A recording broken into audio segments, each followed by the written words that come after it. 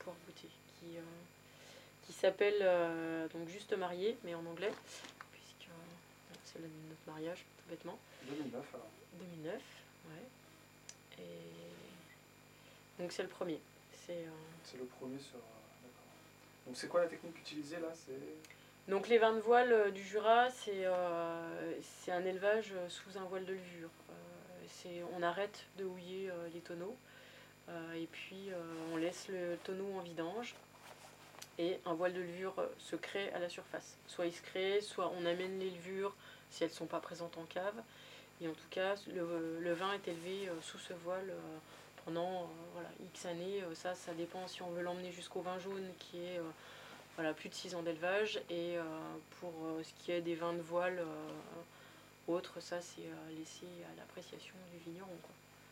Moi, il a fait celui-ci, il a fait 1 an et demi de voile. Parce qu'il a mis 6 mois à faire le voile, étant donné que j'avais pas de présence de levure. En tout cas, j'avais pas fait de vin de voile auparavant dans cette cave. Donc ça a mis du temps à se faire. D'accord.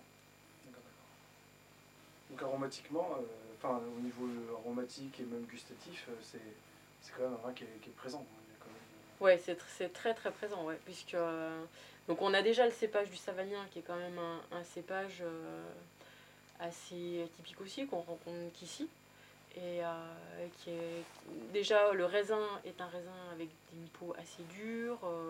C'est un cépage avec une acidité assez importante. Donc on a déjà ce cépage là qui est important dans l'élaboration de ce vin. Et puis après, ce qui va faire vraiment toute l'aromatique du vin de voile, c'est l'élevage.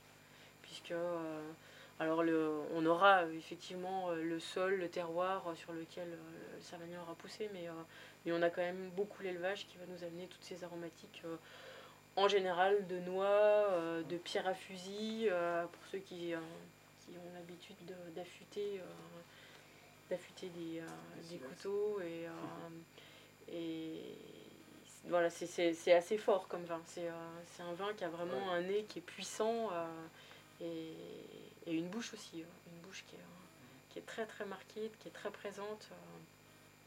Et du coup, avec une acidité qui reste, mais qui est plus la même que sur un vin houillé. Et avec des aromatiques, gustativement, c'est quand même très très différent d'un vin houillé.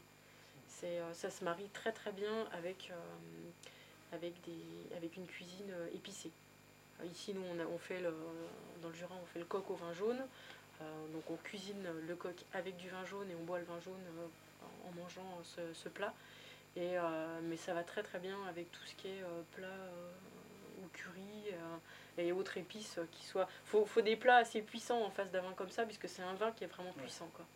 Et il faut qu'en face il y ait du répondant, sinon le vin va écraser le repas, quoi. super.